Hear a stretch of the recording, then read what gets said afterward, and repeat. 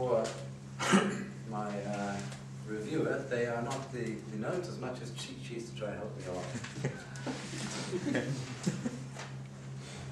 Napoleon Bonaparte once said, if the world was one state, Istanbul would be its capital.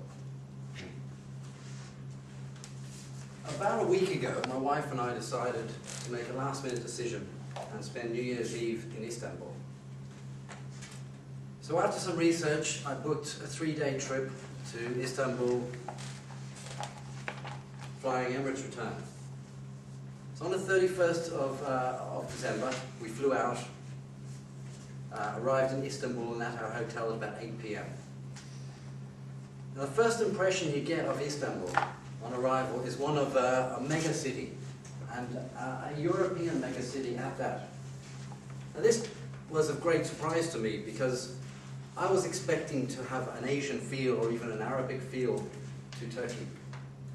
And even though you do get a feel for the influence of the Asian and the Arab world as you spend time in Istanbul, on the surface it's very much a European city. The architecture is European, all the cars are European. I don't think I saw one Japanese car. And the style and the dress sense and general culture has a European feel to it. Now the 99% of the population of Turkey are Muslims. But as you walk around Istanbul, you feel as if you could be in in Paris or in Milan or in any European city. Although it is a Muslim country, only a minority of women really wear the traditional Muslim headdress. Geographically, Turkey is situated in the southwest of Asia. Sorry, Istanbul is situated in the southwest of Asia and the southeast of Europe. In fact, it's the only city in the world that exists on 2 continents. The Bosphorus Strait is a channel of sea that actually flows through the area that separates Asia with Europe. And the Bosphorus Strait is a very busy shipping strait, but it also is shared by many ferries. Istanbul being a populated city of 11 million people, a lot of people use ferries to get around as opposed to cars. On the Bosphorus Strait, you have 2 bridges, very similar to the San Francisco Bay bridges. The actual divide of the Bosphorus Strait is as minimal as 750 meters in some areas. And this connects the European side with the Asian side. What I experienced was that the Asian side and the European side were 2 very different cities within a city in Istanbul. The Asian side is the more historic side. It's the older, slightly more run down, more conservative, and it has the more Islamic feel to it. It's also the side with a lot of the historical tourist spots to go to, and I will explain that more as I go on. On the European side, Istiklal Street is located now. Istiklal Street is a 3-kilometer pedestrian street. And this is where we stayed. Our hotel was on Istiklal Street. The best way to describe Istiklal Street is that it's this blend of coffee shops, restaurants, high street shops, churches, mosques, bars, nightclubs, you name it, it's on Istiklal Street. In fact, every city has a meeting place. In Barcelona it's the Ramblas, in Paris it's the Champs-Élysées, in Turkey, in Istanbul, it's definitely Istiklal Street. Over 3 million people visit Istiklal Street every single weekend. So you can imagine how chaotic it was for the New Year's Eve break.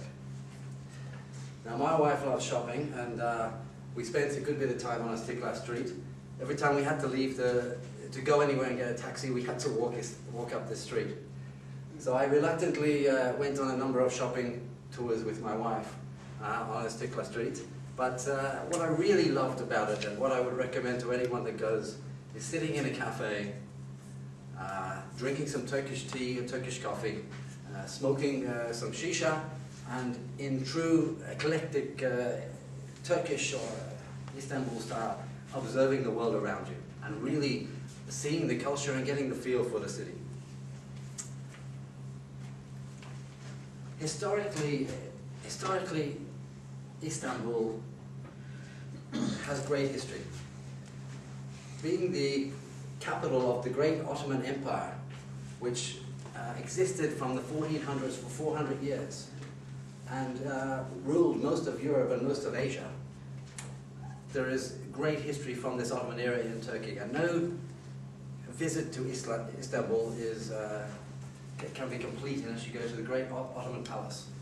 The Great Ottoman Palace is this full of majestic palatial buildings. This is where the rulers of the Ottoman era and the government of the Ottoman era used to reside and meet, and there are many great artifacts in these buildings from this time, because this really was the wealth of the world was ruled from this spot at that time. There's also some great Islamic treasures in the Ottoman Museum, including Prophet Muhammad's cloak and dagger. Another great place to visit, where we visited, was the Grand Bazaar. The Grand Bazaar in Istanbul is one of the oldest and largest indoor markets in the world, dating back once again to the 1400 period. This has 60 streets and 1,200 shops. So another vast market, and one that can be accessed from several different areas in the center of the city. So you can go in one side of the market, get lost, come out another side, and not have a clue where you started off. But that's full of shops for things like leather, pottery, clothes, and of course jewelry, which my wife loved very much, I must say, and my wallet didn't. So wrapping up, what I would advise people about Istanbul is it's a jewel in the region, and it's very close to where we live, very easily accessible, very reasonable to travel to cost-wise and to stay. So I would recommend all of us here, if you get an opportunity through work or even leisure, take advantage of one of the great historic cultural cities that's right on our doorstep. Thank you very much.